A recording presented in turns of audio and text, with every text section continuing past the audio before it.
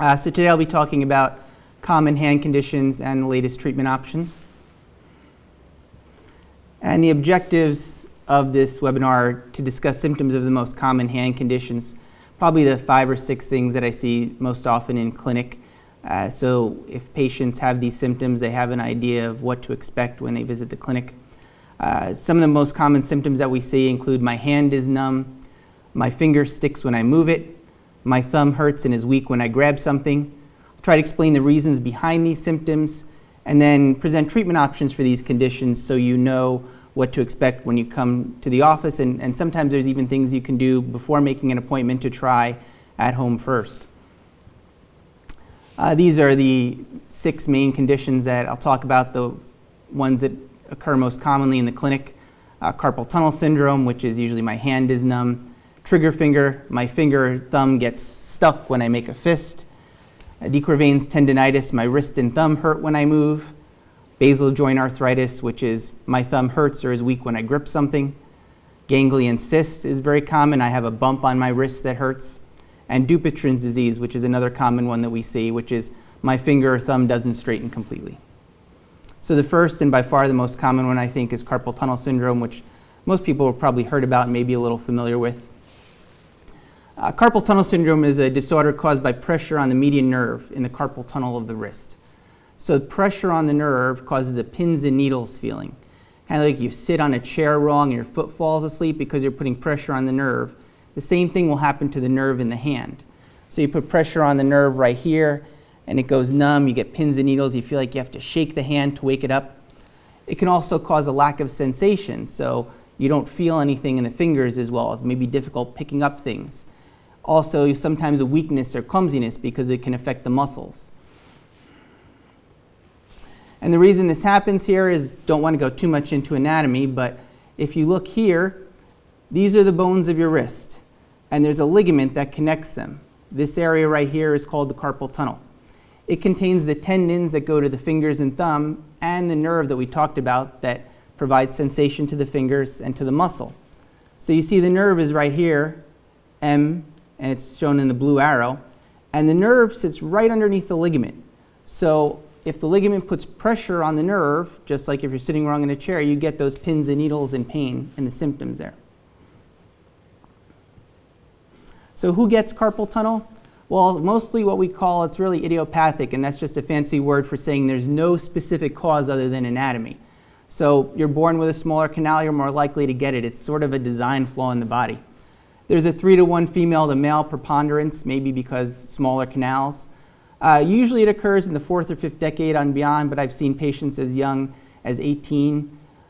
As I said, it's anatomic. If you have a smaller canal, you're more likely to get it. It could correlate with increased weight. Other risk factors for carpal tunnel include diabetes, hypothyroidism, rheumatoid arthritis, and it's not uncommon in pregnancy because of the hormonal changes in water weight. Usually that one, at least, will go away with delivery of the baby. So what do you feel if you have carpal tunnel? As we discussed a little bit before, mostly the pain, paresthesias, and numbness, the pins and needles feeling. It can be in all the fingers, but most often it's in the thumb, index, middle, and ring finger, as you see outlined here, because that's the ones that the median nerve innervates. And sometimes if you think you have carpal tunnel and all the fingers go numb, next time you realize that the fingers go numb, you'll say, actually, the small finger is not affected as much. Most commonly, it's nocturnal symptoms, so it wakes you up at night because you're putting pressure on the nerve or flexing the wrist, and also while driving, that's another common time to get it. Weakness can also happen because it affects the muscle, as we said, clumsiness, and sometimes there can just be some swelling and stiffness because the nerve can affect the water in the hand. So what makes it worse? Carpal tunnel. Usually when people come in and see me and I ask about the symptoms of carpal tunnel, they'll say anything that increases the pressure on the median nerve, which includes sleeping, as we discussed, laying on it or flexing the wrist down, driving a car, talking on a phone, although that's more of the older phones nowadays, cell phones don't have as much of an issue there, holding a newspaper with the wrist flexed or a book. The only real occupational hazard that's for carpal tunnel that's been shown is operating heavier vibrating equipment. Typing doesn't do it as much. There's a soft correlation, but just because typing a lot doesn't necessarily cause carpal tunnel. So when you come to the office, how do we determine if you have carpal tunnel? Well, we do a variety of exam maneuvers. First of all, sensory testing. How well can you feel the tips of your fingers? Once again, the fingers that are most affected by carpal tunnel. Motor testing. How strong is a particular muscle? I'll show you in a little bit. There's one muscle particularly that is innervated by the nerve that can get very weak if you have advanced carpal tunnel. Provocative testing. Does pressure on the nerve reproduce symptoms? And then finally, usually electrodiagnostic testing, which is a nerve study that's done by a neurologist that actually measures the speed and strength of the nerve's conduction. So as you see here, this is just an example of how we test muscle strength in the clinic. The muscle right over here is called the APB muscle, and that is affected by the median nerve. So if you have carpal tunnel that's mild, moderate, or even severe, you may have some weakness of that muscle, and in very severe cases, the muscle may waste away a little bit. So we can test the strength of that muscle compared to other muscles in the hand to see if you have carpal tunnel. Provocative tests are also important. If you put pressure on the nerve over the ligament, a little extra pressure on it, if it's already sensitive, then you'll get numbness and tingling in that distribution, just like the symptoms that you feel, whether it's sleeping or whether it's driving. And then finally, electrodiagnostic testing, as we talked about. It's usually performed by neurologists, and most of the time, if patients come without one, we'll refer you to one if needed. It'll test the speed and strength of the nerve impulses. So it tests how well the nerve moves across a certain space, like in the wrist here, maybe up at the elbow. It can confirm the diagnosis and also the severity to guide further treatment. Because if you know if it's mild, moderate, or severe, you may want to treat the carpal tunnel differently. And also, while looking for carpal tunnel, which is a pinched nerve in the wrist, the electrodiagnostic testing can also investigate other sites of nerve compression, such as the neck or the elbow. So obviously, you always try non-operative treatment first to see if you can get the carpal tunnel symptoms to get better without proceeding to surgery. And the treatment, as you can think makes sense, is based on decreasing the pressure in the carpal tunnel and thereby improving the blood flow and nourishment to the median nerve. Most effective is nighttime splinting. As you can see, a splint like this here that keeps the wrist straight. Sometimes wearing it at night for a few weeks will take the pressure off the nerve, stop you from leaning up against it or putting more pressure on it, and give it a chance to rest and recover. Anti-inflammatories can sometimes be important as well. And even though I said typing isn't necessarily cause of carpal tunnel, an ergonomic evaluation can sometimes be helpful to help with the way the wrist sits when you're typing and the fingers as well. Carpal tunnel injection is a possibility sometimes in certain cases of carpal tunnel. Steroid is a strong anti-inflammatory. It can decrease the inflammation in the canal and therefore give the nerve more room. Often it's used as a diagnostic tool for carpal tunnel syndrome. Sometimes if you have some symptoms that wax and wane or not as bad, you can do the injection and see how you respond to those symptoms. It's less effective as a definitive treatment or therapeutic treatment for carpal tunnel syndrome because it's really an anatomic problem where the pressure is on the nerve, so it doesn't always change the volume in the canal. It's most effective in the early stages of carpal tunnel syndrome. In pregnancy, as I said, where normally the carpal tunnel will go away with delivery of the baby, or sometimes in patients whose medical conditions preclude surgery. And then you get to the point where, do I need surgery for carpal tunnel? Well, that's always an option there, depending on what your symptoms are and how severe they are. Good indications for surgery is if you have constant numbness. Most people say when they come in that I've had the numbness for a while, and over the years it's gotten worse to the point that it's there all the time. We talked about that muscle here that's affected by the carpal tunnel. If you have weakness or even atrophy, then that means it's severe, and that's a good indication. If you have nerve studies that show carpal tunnel, that's always a good indication. And then usually at least trying 4 to 6 weeks of non-operative treatment to make sure that sometimes mild cases can get better and don't necessarily need surgery. When you do surgery and release the pressure on the nerve by cutting the ligament, the pain predictably gets better, the numbness and tingling that wakes you up at night, pins and needles feeling. However, improvement in the sensation, the feeling in the tips of the fingers depends on the severity of the compression. Therefore, it's always better to seek treatment sooner rather than later. If you wait too long, you might not have as much chance for the nerve to recover even when the nerve has the pressure taken off it by cutting the ligament. Patients without pain and only dense numbness and muscle atrophy actually may not improve at all after release. So whether you see me or you see any other doctor, it's important to discuss what to expect after the surgery based on your pre-existing symptoms. Operative treatment involves about a 1-inch incision. So this is some of the newer things that treatment for carpal tunnel. Incisions used to be very large. They used to go across the hand and across the wrist sometimes into here. And actually this incision, probably I make it even smaller now with just a few less stitches. It can be done with just some light sedation or even sometimes just local only anesthesia. Whether you do a mini open procedure, which is what we call the incision right about here, or the endoscopic version, they're about the same size incisions, so they take about the same time to heal. You don't need antibiotics for the surgery because there's actually more of a risk of having a problem reaction to the antibiotics than a true infection. Once again, we cut that ligament that we were talking about overlying the nerve. The ligament isn't needed for anything. Your body can coexist without that ligament, and it relieves a pressure on the nerve. After surgery, the hand is placed in a soft, bulky dressing. We don't use a splint anymore. The fingers are free to move, mostly ibuprofen or Tylenol only for discomfort. The big thing is keeping the wound clean or dry for 10 to 14 days until suture removal and no heavy lifting. So the goals of carpal tunnel surgery are to relieve the symptoms of tingling, and usually if you have those symptoms, the pins and needles, it wakes you up at night where you have to shake the hand, usually they go away pretty quickly, so it's one of the very more successful surgeries that we do. The surgery is also important to prevent further progression and possible permanent nerve damage.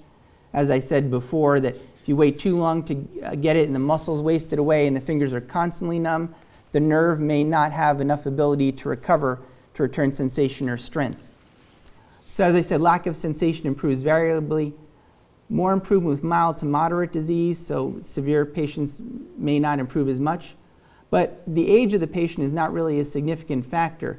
I've definitely had patients in their 80s or 90s have very good success with carpal tunnel release.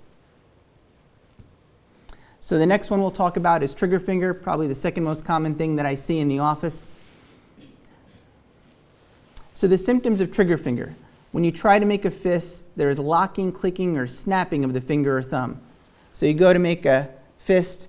When you go to open your hand, sometimes one of the other fingers stays down like this, and sometimes it eventually opens up. Severe cases, you may have to use your other hand to forcibly and painfully straighten the affected finger, but usually you can straighten it out completely. That's different than Dupuytren's disease, which we'll talk about later. Often the symptoms are worse upon awakening. If you think about it during night when you're sleeping, you're not moving the hand, blood isn't flowing, things get stiff, so it may be more difficult to move the hand upon awakening. Sometimes can often have pain in the middle knuckle of the finger and think that the problem is there because the snapping occurs down here, but it affects the joint here. Sometimes if symptoms persist for a long time, you may just have loss of motion and no catching because the brain guards against painful locking. So in other words, it knows that the finger is going to get stuck and it doesn't want that to happen, so it stops before the finger makes a full fist. So what happens in trigger finger? Why is it happening? What's the anatomy?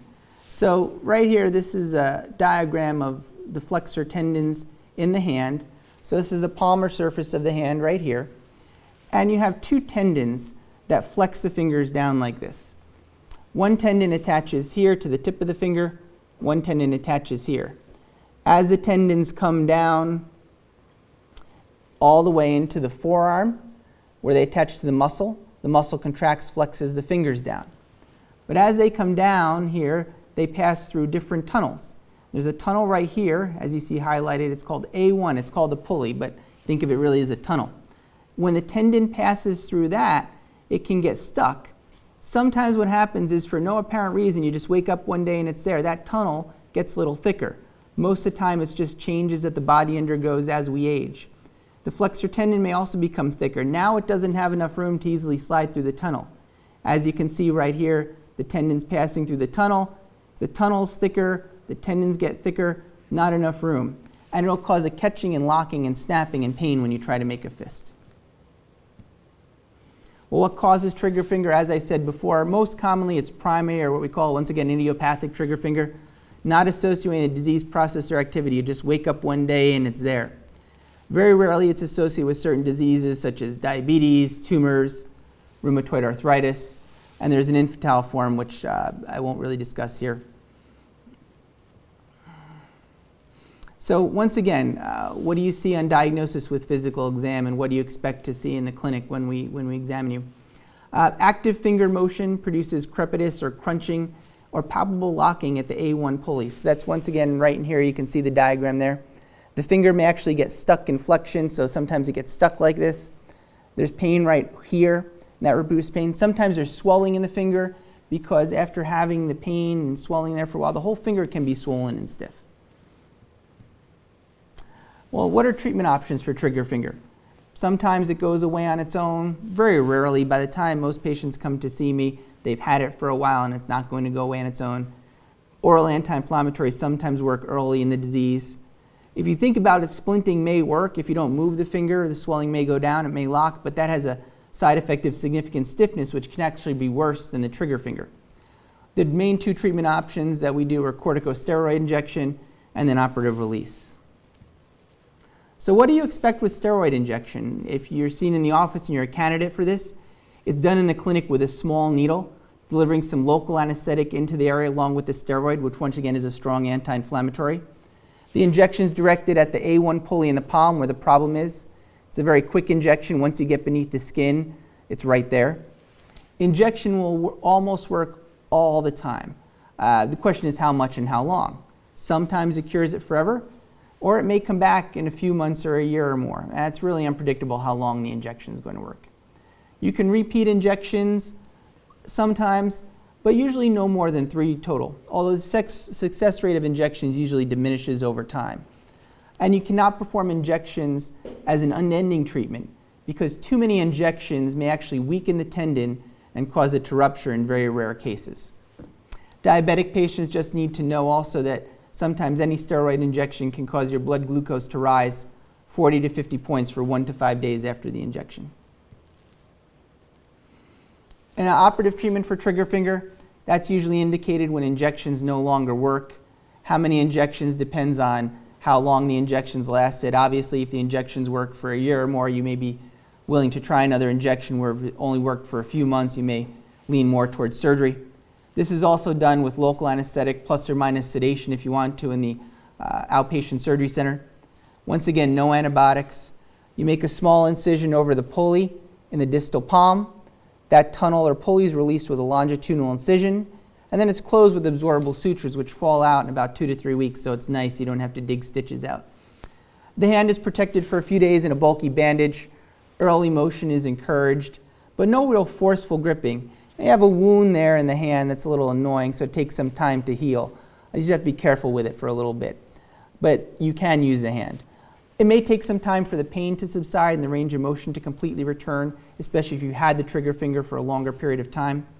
The biggest risk of surgery probably with this is infection. Not very high and not very many chances of infection in hand surgery, but with trigger finger, because of where the wound is, it's a little higher. So you need to keep the wound clean and dry for about 4 to 5 days and then running water only until the wound heals at about 2 to 3 weeks. Next one I'm going to talk about is Quervain's tendonitis. That's where my wrist or thumb hurts when I move it down in this area. Once again, it's a tendonitis, and as you can see, maybe a theme with hand and wrist surgery is that tendons or nerves get trapped in a tight tunnel and are irritated and cause pain with motion. So over here, these are the tendons we're discussing with Quervain's disease. This is a cross-section of the radius bone. This is the thumb side. You can also see it right down in here where these tendons are. We call it the first dorsal compartment. It's the tendons that move the thumb up and out to the side there. So usually it happens when there's repetitive thumb extension and deviation of the wrist to the small finger side. Motions like this. It's common in new mothers. They pick up their babies and they overload the tendons like this. Grandparents who are taking care of their grandchildren because the parents are at work may have it too from the same thing. And I've even had people that have had small dogs that pick their dogs up a lot have it. Nowadays, computer use, moving the mouse side to side, tablets, swiping, same thing, you overload the thumb. Sometimes even video games, by moving the thumb around and you don't move the rest of the hand very much, it can overload that area. So it's important to ask about what you're doing and kind of realize what could have caused it. So as I said, the tendons are in this tight tunnel. If they get swollen from overuse, any movement causes pain and they do not have enough room. So what's on the exam? As you can see, it's local tenderness over the tendons on the thumb side of the wrist right in here. It's a little different area from thumb arthritis, which is up in here, which we'll talk about in a little bit. Sometimes you can have thickness over that compartment or tunnel and have a little bump there and think that you may have a cyst. There's sometimes snapping or locking of the thumb with motion, a little bit different than trigger finger. But if you think about it, as the tendons move through that tight tunnel back and forth, if they're bigger and don't have enough room through the tunnel, sometimes they'll click and pop as they move in and out of the tunnel. And then we test with movement of the two specific tendons that cause pain, such as forced motion as you see up here in the diagram, and stressing the other tendons as well. Once again, we start with non-operative treatment. Activity modification is probably the most important with this disease. As we talked about, if you can figure out what caused it, if you did one of those things we were talking about before, and can change the way you do certain things, and that may help. Splinting sometimes helps. Unfortunately, studies have shown that you have to really include the thumb and the wrist to get a good splint on there, and that's very cumbersome. It's difficult to use the hand, so there's poor compliance. Studies have shown that splinting doesn't help as much, so we've moved to softer braces or wraps now, which is a newer thing. Oral anti-inflammatories can sometimes work, and then as we talked about again, steroid injection to get some anti-inflammatories deep into the area is very common. Has about a 50 to 90% success rate. One complication that can occur sometimes is fat atrophy or skin depigmentation, because the cortisone or steroid can cause some skin cells to change color. Most of the time it's a temporary thing and cosmetic only. Once again, operative treatment is a possibility for de Quervain's disease. It's indicated when injections no longer work. Once again, local anesthesia plus or minus little sedation, no antibiotics. You make an incision over the compartment on the thumb side of the wrist. The tunnel is released with a longitudinal incision. Now the tendons are free. They can heal themselves once they're relieved of the constant irritation. And usually you have a plaster splint and a bulky bandage for 10 to 14 days until suture removal. With any surgery in the wrist or hand, it's sore for a little bit. So we put a splint on to rest it, but you can move your fingers and thumb and use the hand as pain allows. So basal joint arthritis is the next thing that I'm going to talk about. One of the more common things we see, as I said. What is basal joint arthritis? Well, we call the basal joint this joint right here at the base of the thumb. So it's right down in here. What happens is the thumb metacarpal here comes down and forms a joint with this trapezium bone here. So as you can see, the trapezium bone is shaped like a saddle. The thumb metacarpal sits in it. That's how we have this wonderful freedom of motion to do all these things with our hand that we can do. Allows for opposition, contributes to function of the hand, pinching and gripping. But because there's all this freedom of motion, the stability relies on ligaments, which can wear out over time. When those ligaments wear out over time, the bone may slide out of position here, and then sitting a little bit off the saddle, you can see a bump there. And the cartilage surfaces wear out because the joint isn't sitting in the correct position. Then eventually bone may rub on bone and cause pain. Prevalence is much higher in females, probably because less congruent joints, more laxity there. Is this hormonal related? Smaller contact area, so there's higher contact stresses. It increases with age. There's studies that show about 30% of women over 55 have it. That doesn't mean it's always symptomatic. And often worse symptoms with advanced disease, although sometimes if it gets really bad, it can actually burn itself out. Once again, what are the symptoms of basal joint arthritis? Well, pain, the base of the thumb here, swelling at the base of the thumb and a bump. Sometimes a little cyst forms, and that looks like it may be a different thing, like a ganglion cyst, but it's really related to arthritis. Obviously, when the joint's not sitting in position, you get some stiffness and decreased motion of the thumb. Weakness with pinching or gripping, increased pain with forceful pinch and grasp, such as prolonged writing, grabbing something and lifting a water bottle or a coffee cup. As you can see, anything where you have a tight grip on something, such as needlepoint and knitting. and also difficulty doing activities requiring torsional motion, such as unscrewing jar tops or turning a key in a door. The physical exam, as we talked about a little bit, tenderness at the base of the thumb. So right in here, that's differentiated from tenderness for a trigger thumb, which will be up in here, or the de Quervains we talked about, which will be down here. Swelling or a bump from shifting of the metacarpal bone off the trapezium. It's no longer centered in the saddle. As you can see with an example with the x-ray here, you can see how the thumb metacarpal is shifted over to the side. It's not sitting in the center, and there's not much space there. Often a grinding feeling with compression and motion of the thumb, which I test in the office, simulating pinch and grip. X-rays, as you see here, will confirm the diagnosis, show the severity, and rule out other problems. How we tell on x-rays that you have it is that there's loss of joint space, loss of cartilage. You can see right here between these two bones, there's good space between the bones. Cartilage, which normally lines a nice healthy joint, doesn't have any minerals. So when you take an x-ray, you don't see the cartilage. So if you have a joint with good cartilage, you'll see space between the bones. When cartilage wears out, which is what arthritis is, you see less space between the bones. That's how you can tell you have arthritis there. Non-operative treatment for basal joint arthritis is very important. As you can imagine, with a high prevalence, if you live long enough, most likely you will get it to some degree, and learning how to manage it before doing certain things like injection or surgery can be very beneficial. I always say treatment for arthritis is based on resting it, activity modification, and anti-inflammatories. So resting it includes a brace to decrease motion at the joint and reduce pain. As you can see an example up in here, this is a brace that you can get over the counter. And it has a strap here that straps around the thumb that keeps the joint from moving around so much. So less motion of the joint may cause less pain. Once again, there's more rigid joints that completely eliminate joint motion, but they have more difficulty because they're more difficult to use and do things with. Activity modification, I always talk to my patients about this because doing certain things will often cause pain. Any tight gripping or pinching small objects can cause pain because you're edge loading. When you pinch very tightly or grip very widely, the bones pinch together more. So you look at thicker grips on everyday objects, which are very useful. Pens with thicker grips here will help.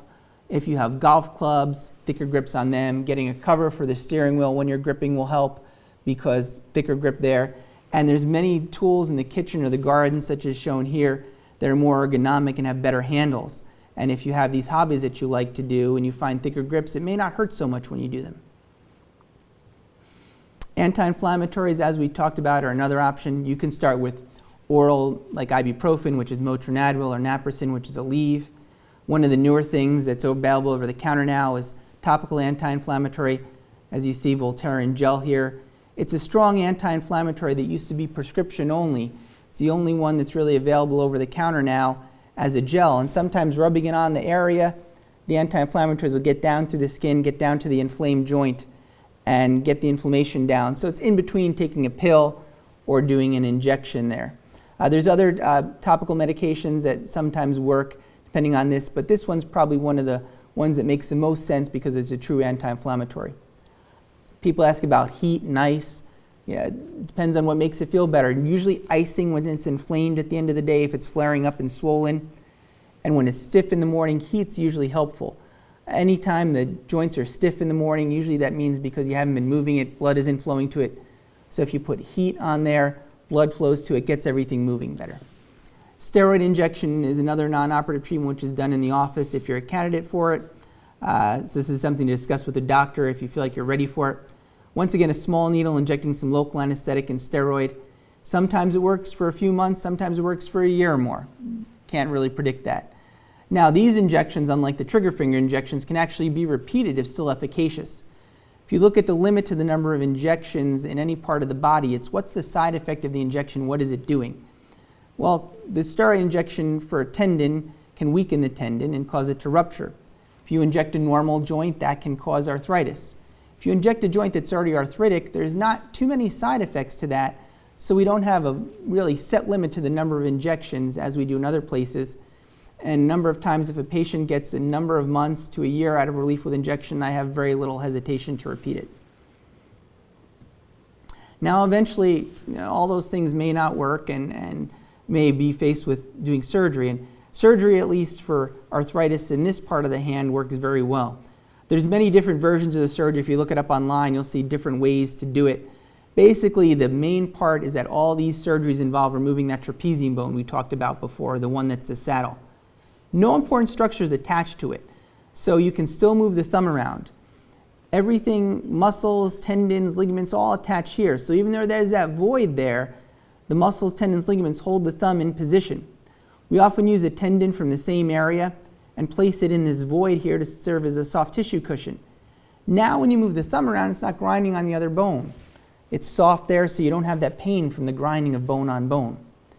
After surgery, you have about 10 to 14 days in a plaster, splint, and bandage with the wrist and thumb immobilized. And then you have a removable wrist or thumb splint.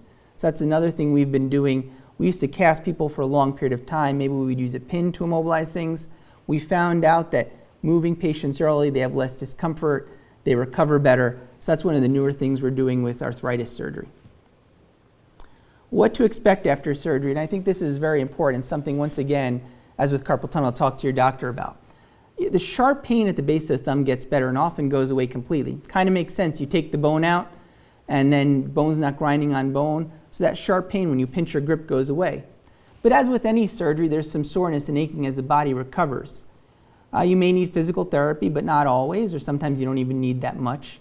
There's minimal loss of motion, if any. The one thing that I've noticed that people say is a problem is that when they bring their thumb up and all the way out of the plane of the hand like this, that's difficult sometimes because when you remove that trapezium bone, the tendon can't lift as much. But it's usually not a functional problem. One person who was playing piano found out that they couldn't reach as much, and that was disappointing to them, but most of the time the loss of motion is very minimal. It takes a while to get the strength back because the hand needs to learn to work differently, the muscles need to work differently. Sometimes the strength improves, sometimes it doesn't. It's not necessarily to improve strength, but sometimes just from not having the pain, you feel stronger and feel like you can do more with it. Ganglion cysts is the next thing that I'm going to talk about. This is a common thing in many age groups. And pretty much what it is a bump on the wrist. Now, bumps on the wrist can be a number of things, but if you look in the literature, most commonly if you have a bump on the wrist, it's going to be a ganglion cyst. It's most often on the back of the hand. As you can see up in here near the wrist, it's actually coming from the wrist joint. It can also be on the palm side at the junction of the forearm and hand, as you see here. Cysts are weakening of the joint lining where fluid pushes out but is contained in a sac. So what happens is the joint lining pushes out, some fluid forms there. The surrounding tissues leach out some of the water, so the fluid becomes a little thicker, more viscous like gel. That's why it doesn't feel very watery. It's actually common in many joints throughout the body. Almost any joint in the body can get a cyst, whether it's your hip, your shoulder, your back, your knee. But the thing is that most of the time they're so deep that you don't notice you have a cyst there. They're very noticeable in the wrist because it's so superficial. There's no specific cause for cysts. Younger people with loose joints sometimes get them. Sometimes if you have arthritis in older people, that can be the cause of a cyst, so we evaluate for that. And really, even though I say most commonly a bump is a ganglion cyst, any bump should be evaluated by a professional because sometimes we need more advanced imaging to rule out other things. The exam findings looking into ganglion cyst, we look for underlying cause, arthritis, as I showed you with the basal joint arthritis here. Sometimes that can cause swelling in a cyst, so people think that the cyst is causing the problem when it's actually the arthritis. As you can see up here in this example, we can transilluminate them with a pen light. So obviously if it's a solid mass, the light won't shine through it. But if you cystic mass and has fluid in it, it will transilluminate. Often they're mobile and soft. You can evaluate for motion. And every once in a while, if we're unsure of the diagnosis, sometimes we'll get an MRI, which is more advanced imaging, which looks at the soft tissue. So treatment options for ganglion cyst, well, non-operative. Observation and splinting. If we determine that it's definitely a cyst, you can actually live with it if the symptoms are not bothersome. They're not bad things. They won't invade other structures or cause problems. Sometimes you can aspirate the cyst or suck the fluid out. As you can imagine, with thick fluid, though, it's difficult to drain entirely, and the stalk is still there, so it can fill up again, so there's a high recurrence rate there. But it's an option if you want to try that. It's not a great option for the cysts that are here on this side of the wrist because the artery's right there, so we can't be as aggressive. Operative treatment is also an option if you desire that. When the cysts on the back of the hand, the dorsal ones are a little easier to operate on than volar because there's not as deep, there's less structures around. Once again, done as an outpatient with some sedative anesthesia, usually a splint you wear for 10 to 14 days till the stitches come out just because the wrist is sore, but fingers and thumb are free to move. Anytime you take a mass out, scar tissue is formed, so you may still have a bump, but not be as painful. Very rarely loss of motion of the wrist. And unfortunately, probably the biggest complication in a way with cyst excision is recurrence of 15% because when you take the cyst out, it leaves a little hole in the joint. The body forms scar tissue there, and inherently the scar tissue and normal tissue have an inherent weakness, kind of like if you patched a garden hose or something like that. So there's a little bit higher recurrence rate. And finally, the last thing I wanted to talk about is something called Dupuytren's disease. This is one of the things that patients come in and they sometimes confuse it with trigger finger. This is one where, unlike trigger finger, where you can make a fist, your finger gets stuck, but then you can eventually open it. In Dupuytren's disease, often the finger can't extend completely, and it doesn't necessarily get stuck in flexion, it just can't straighten out completely. So Dupuytren's disease, the anatomy, was described by a French surgeon in 1831. What happens in Dupuytren's disease is the cords and nodules develop along the normal palmar fascial planes in the hand. So if you look at the back of your hand, you can move the skin around very easily. On your palm, you can't do that because your nerves and your arteries and your tendons are there. The body doesn't want the skin sliding around and damaging those structures through shear forces. So you have this thin tissue called fascia, connective tissue, that connects the skin to the bones underneath and keeps the skin from sliding around, protecting the structures. So you can look here, this is an example of where the fascia is in the hand and in the finger as well. So what happens with Dupuytren's disease is that it's a genetic condition where the fascia in the hand undergoes some changes, the collagen deposits more, undergoes some changes, forms these nodules and cords that sometimes contract the finger in, or just there's some nodules in the palm. If you have a nodule without a contracture, most of the time we just reassure you, educate you on the disease and what to expect. Sometimes it progresses rapidly, sometimes you have a nodule and it never progresses. But I always tell patients don't necessarily let it progress too much. I like my patients to check in at least yearly, even if everything's going okay, because it's easier to do surgery sooner rather than later if you do get to the point where it may be an option there. As I said, because it's a genetic condition, nothing you do caused it, so it's just useful for education and to know what to expect. When you're talking about what to treat as far as going into surgery, we look at contractures that are of a certain level. We have the MP joint, which is seen up in here. That's this joint right in here. If you have a contracture of about 30 degrees, we think about possibly offering some options there. A PIP contracture, which is this joint right here, because they can be a little more difficult to fix completely or progress a little more quickly. You may hear about the tabletop test, which is if you put your hand down on the table and you can't get it flat, which is shown up in here, that may be a consideration to do surgery. What I tell my patients a lot of times if I think they're not ready for surgery yet and to watch it is if they go to put their hand in their pocket and one of the fingers keeps getting stuck because they can't put their hand in their pocket, or if they're washing their face and finger hits them, that's a good indication for it as well. But I'm always happy to talk and discuss it and think whether it's ready for it in the office. Treatment options for Dupuytren's disease. This is what you've heard about newer techniques here. The older way to do Dupuytren's disease, you can see it right here. This is kind of I put this picture in for just historical purposes. It used to be big incisions, removing all the diseased fascia, sometimes even normal fascia, to try to reduce the risk of recurrence, sometimes leaving wounds open. It was a long recovery. Now we have different options here. Needle epidurotomy, which is just cutting the cord with a syringe needle. There's something you may have heard about, sometimes collagenase injection, which has been advertised. This is an injection where you inject some enzyme into the cord. The cord is made of collagen, so it'll dissolve the cord partially, and then the surgeon can forcibly extend the finger and rupture the cord. This can be done in the office. And then there's surgical treatment. Limited open fasciectomy is one treatment, whereas instead of making the bigger incisions now, we make smaller incisions and actually remove the cord. As I said, radical fasciectomy is mostly historic, and sometimes skin has to be removed if it's a recurrence, but that's very rare. So what I talk about, what I use most often because I think is a newer technique with doing less invasive procedures and works very well with that, is something called limited open fasciectomy. It involves some sedative anesthesia done in the outpatient surgery center. And what we do, rather than making big incisions and opening up the whole hand, is make smaller incisions over the most prominent parts of the cord. So you can see in this example, the patient had a couple fingers that had to be evaluated. So we made smaller incisions here. I can tunnel under the skin flap to reach farther, so even though the incision may be a certain size, I can get even larger than that. Remove the cord, and then you do stepwise incisions as needed to straighten the finger. Sometimes you don't need to make as many incisions as you thought to get the finger straight. You close with absorbable suture, which once again is nice. It just falls out after a few weeks. And I usually splint patients less than a week. Sutures, once again, will fall out in 2 to 3 weeks at most, sometimes sooner. As I say, I splint patients for a week, and then I give them an extension splint for comfort as needed at the first post-op, and that's at 4 to 6 days.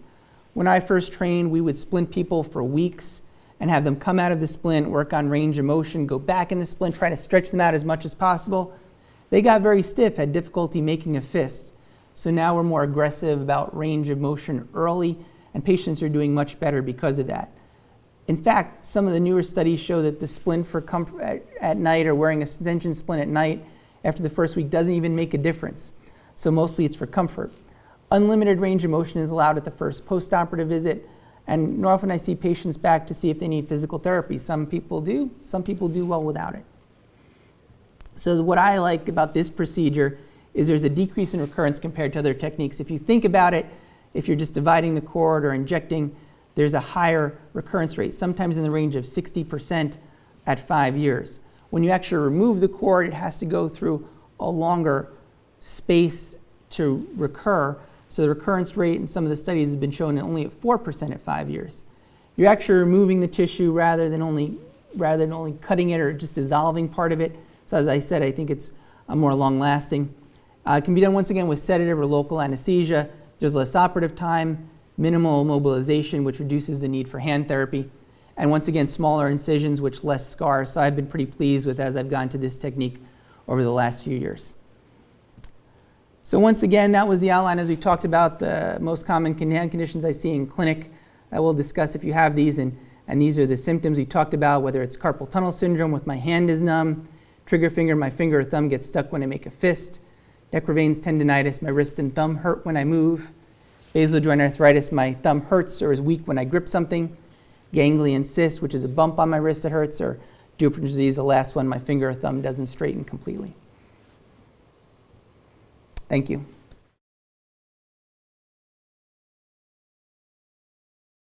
So, if you're talking about the basal joint, which is probably the most common, as I said, basal joint arthritis, if that's what it is, and really any arthritis is very common. So we talked about, as I said, the main three things are resting it, being careful about the way you do things, and anti-inflammatories. So with basal joint arthritis, that can be wearing the brace.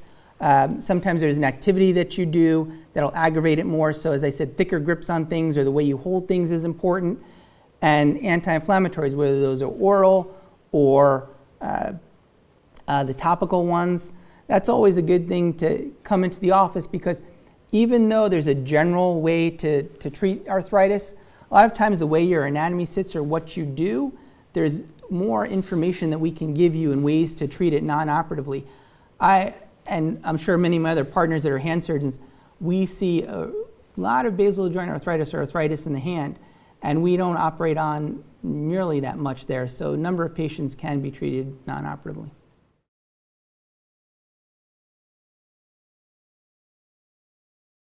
Avascular necrosis in the hand joints is extremely rare. The most common place to get avascular necrosis is in one of the wrist bones called the lunate. That's probably the one that we see most often.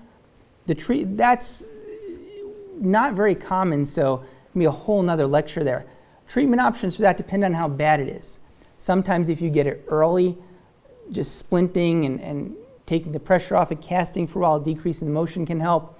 Then depending on how bad it is, there's other surgical options that include decompression of the necrosed joint, or different other procedures that you can do to take the pressure off of it.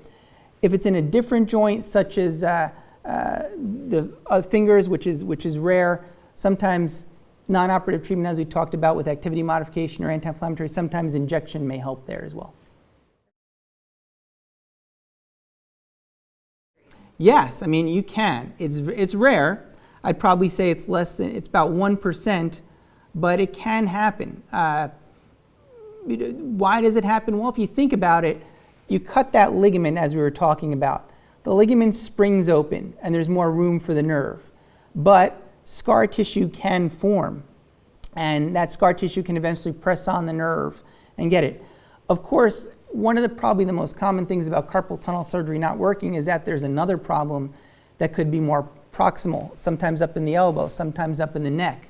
So it's good to be evaluated. But there are cases sometimes, not that many compared to how many carpal tunnel surgeries we do primary, where we go back in and have to do a revision to take scar tissue out. And sometimes in those we have different techniques to keep the scar tissue from occurring. So it is a possibility, but it's good to get it evaluated because there can be other problems as well that we think are carpal tunnel, and we have another way to treat it.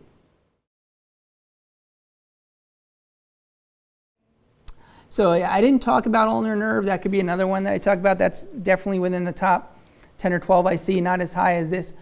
But the ulnar nerve that you're probably talking about is just like carpal tunnel, but it's something called cubital tunnel. So it's the ulnar nerve is up in the elbow here. And if you think about it, a lot of people think about it as a funny bone. Oh, I hit my elbow and it goes down because I hit the funny bone. Well, no, it's not the funny bone. It's the nerve that passes through the canal right here in the elbow between two bones here. So just like you have carpal tunnel, and I talked about that with the pinching of the median nerve, causing numbness and eventually lack of strength, what happens with the ulnar nerve is that causes numbness in a different finger, usually the small finger, and it causes muscle weakness in a different part of the hand, usually this muscle right here, which we call the first dorsal interosseous. So sometimes in cases it can cause some weakness and lack of strength. The important thing is, as with anything, to catch it early. When you release the pressure on the nerve, the ulnar nerve up at the elbow, which is the most commonly the area where it's compressed, although we have to determine that definitively with nerve studies, it's the same thing as with carpal tunnel, releasing the pressure on the nerve at the wrist. But the nerve, once again, has to innervate all the way down to the hand to regenerate and get the strength back. So once again, the sooner you seek treatment, the more likely you are to have a better result. Okay. Arthritis, I mean, just the longer we live nowadays, arthritis is extremely common there. How do you know you have arthritis? A lot of times there'll be swelling in the joints. If it's in the hand, it's the finger joints here. Sometimes you get nodules or nodes that form. Sometimes decreased motion and pain. Obviously, when we get an x-ray, that's the way to definitively tell arthritis, because as I showed with that one x-ray when I was talking about the basal joint, you see less space between the bones. Now, luckily, with the way we use our hands, we're not walking on our hands, and the fingers only move through certain arc of motion. So a number of times arthritis in the finger joints really very rarely becomes to the point where it gets extremely symptomatic and you're thinking about aggressive treatment such as surgery. Once again, for the finger joints, not the basal joint. So yeah, it can come and go. I have patients that come in and they've had pain for a few months. You get an x-ray and you see bad arthritis. You know they've had that for years. So arthritis can come and go.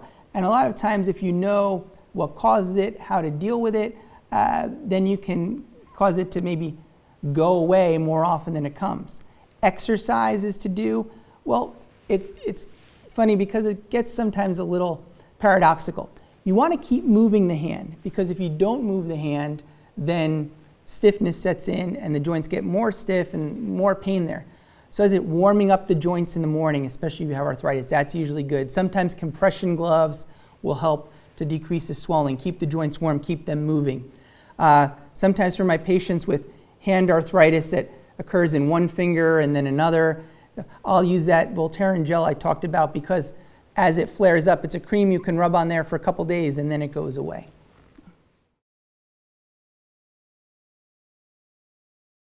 So yes, you can. That's a possibility. I've definitely done that in patients. What I found out though is it's funny, when you do any hand surgery, the hand's going to swell a little bit. as expected. It's a trauma to the hand. It's a controlled trauma. It's this one. What I found out is as you release more fingers, there's more swelling and it's a more difficult recovery. So I've released up to 3 fingers at one time with trigger finger.